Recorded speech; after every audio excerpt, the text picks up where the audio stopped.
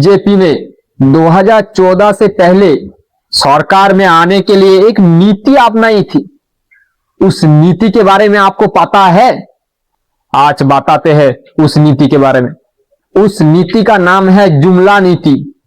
उस नीति को बीजेपी ने ट्रेंड की तरह उपयोग किया है। जिस तरह रील्स ट्रेंड में वायरल होते हैं ना, उसी तरह जुमला नीति को ट्रेंड की तरह वायरल किया था। 2014 से पहले क्या क्या नहीं वादा किया गया। 15 लाख हर खाते में, किसानों के आय दुगुनी, गरीबों की इनकम 3 गुनी 4 गुनी, कितने गुण हो गया आजकल पता नहीं। चीनी का दाम 20 रुपया, पेट्रोल 20 रुपया, क्या क्या नहीं वादा किया गया। बाद में उसको जुमला कह दिया गया है। उस ट्रेंड को बीजेपी ने आज भी बरकरार रखा हुआ है। आप देखिए मध्य प्रदेश चुनाव में क्या हुआ, दिल्ली में क्या हुआ। हर राज्यों में चुनाव से पहले वादा किया जाता है। क्या वादा किया जाता है? जुमला वादा। वादा तो करते हैं, लेकिन चुनाव जीतने के बाद उसका गृह मंत्री कह देते हैं ये तो हमारा चुनावी जुमला था। ऐसे ही देश में हर जनता को ये लोग ठग रहे हैं। नमस्कार दोस्तों, मैं कांचन मौलिक आज बात करने वाला हूं बीजेपी का जुमला नीति क्या है, किस तरह से बीजेपी ने इस नीति के जरिए हर राज्यों में चुनाव दर चुनाव जीत रहे हैं। और बाद में प्रेस कॉन्फ्रेंस या तो कोई टीवी चैनलों में जाकर के कह देते हैं ये तो जुमला नीति है, और लोगों को धर्म के नाम पर लड़ा रहे हैं। लोग उस पर लड़ रहे हैं। आज जो वादा किया गया है उसको भूल चुके हैं। किस तरह से इस ट्रेंड को आज भी चला रहे हैं। इस दुकान को बंद नहीं किया है, इस दुकान को आज भी खुला रखा है। हर राज्यों में चला रहे हैं। अब देखिए मध्य प्रदेश में चुनाव से पहले क्या कहा गया। मध्य प्रदेश के पूर्व सीएम शिवराज सिंह चौहान ने मध्य प्रदेश की जनता को वादा किया कि हर महिलाओं को 3000 रुपया महीना दिया जाएगा। किसानों की आमदनी, गेहूं की कीमत 2700 और धान की कीमत 3000 रुपया किया जाएगा, लेकिन वो आज भी नहीं किया गया।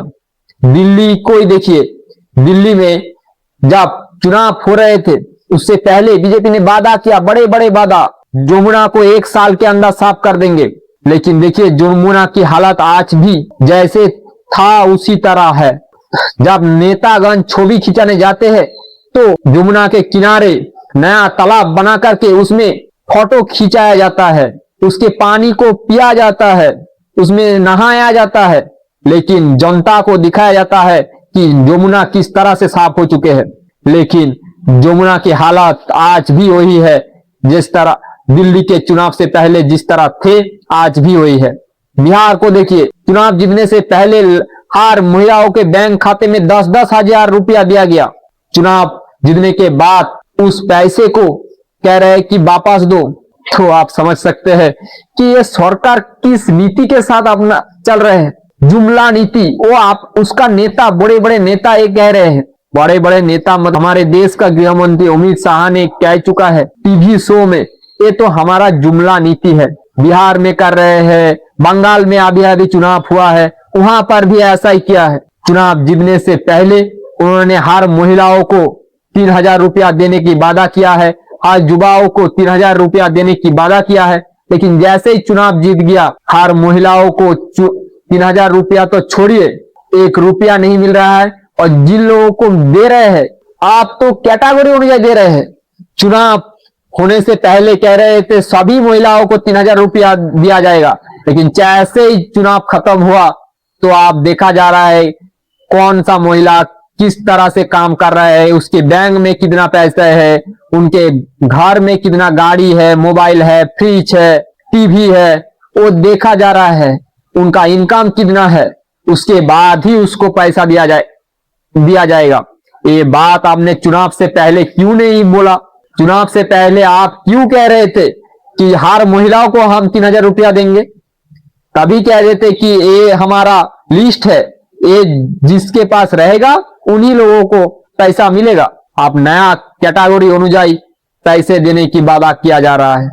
युवाओं को 3000 रुपया देने की वादा किया था, आज युवाओं को 1 भी रुपया नहीं मिल रहा है। बंगाल में ऐसा हुआ, बिहार में ऐसा हुआ, मध्य प्रदेश में ऐसा हुआ, दिल्ली में ऐसा हुआ, हर राज्यों में ऐसा ही होते हैं, असम में भी ऐसा हुआ। लेकिन जनता तो धर्म पे नाम पर लड़ते हैं, ये बात भी उनको पता है। इसीलिए तो वो एक तरफ जुमला नीति, मतलब जुमलाओं की दुकान चला रहे, दूसरी तरफ धर्म पे नाम पर लोगों को लड़ा रहे। ये नीति और ये दुकान और धर्म जितने दिन रहेगी उतने दिन तक तो ये बीजेपी सरकार को हटा नहीं पाएगी कोई, क्योंकि ये जानते हैं कि लोगों को चुनाव से पहले तो हम बड़े बड़े वादे करेंगे, लेकिन बाद में लोगों को हिंदू मुसलमान धर्म पे नाम पर लड़ा देंगे। लोग इस वादे को भूल जाएगी और इस तरह से धर्म पे नाम पर ही लड़ेंगे। इससे फायदा किसका हो रहा है दोस्तों? सोचने वाली बात है, आपको सोचना पड़ेगा कि फायदा किस लोगों को हो रहा है। क्या आम जनता को फायदा हो रहा है या उन नेताओं को फायदा हो रहा है? उन नेताओं को फायदा हो रहा है। दक्षिण भारत में आप देखिए, तमिलनाडु को देखिए, केरला को देखिए, कर्नाटका को देखिए, उन राज्यों में डेवलपमेंट नहीं होगा तो सरकार बदल देंगे। लेकिन हम क्या, हमारे जो उत्तर भारत के साथियों है वो तो राजनीति में धर्म पे नाम पर लड़ते हैं। जितने दिन हम धर्म पे नाम पर लड़ेंगे उतने दिन इन लोगों को फायदा होते रहेगा। अब देखिए, बीजेपी 12 सालों में दुनिया की सबसे बड़ी पार्टी बन गया है, लेकिन जो 70 साल राज कर रहे थे वो अभी भी दुनिया के क्या, भारत के नंबर 1 नहीं बन पाया। आपको तो सोचना होगा कि कौन लोग क्या वादा कर रहे हैं और क्या दे रहे हैं। आप ये नहीं सोच करके अपना कीमती वोट देंगे तो आपका हालत तो ऐसा ही होगा। नमस्कार दोस्तों, इस चुनाव नीति के बारे में आपका क्या राय है आप कमेंट में जरूर बताना और जाते जाते सब्सक्राइब कर देना।